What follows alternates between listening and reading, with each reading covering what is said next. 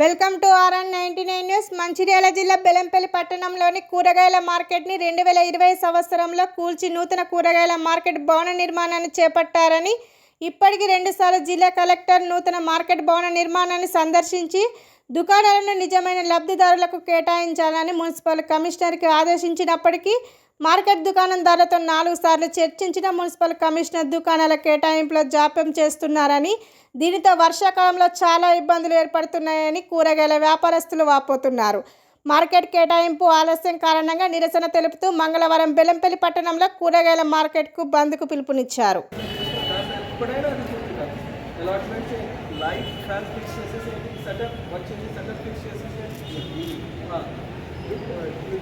రాత్రిలో వాచ్మెన్ పెట్టాలి, ఫంక్షన్కి ఇద్దరికి పెట్టేసేయండి.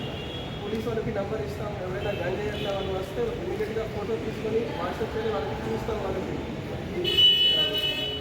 దాని తర్వాత ఒకసారి అలాట్మెంట్ అయింది, వాళ్ళకి అకౌంటబిలిటీ ఉంటుంది. ఎవరికి అలాట్ అయింది వాళ్ళకి తీసుకుంటారు, వాళ్ళే ఫిక్స్ చేయాలి.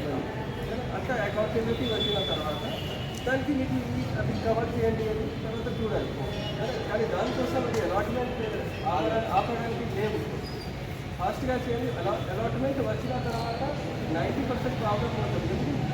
వాళ్ళు కూడా 100 మంది ఉంటారు కదా, వాళ్ళు కూడా ఆపుతారు కదా. వాళ్ళకి ఎవరైనా అట్లా వచ్చి డిస్టర్బ్ చేస్తున్నారు, ఎవరైనా వచ్చి చేస్తారు.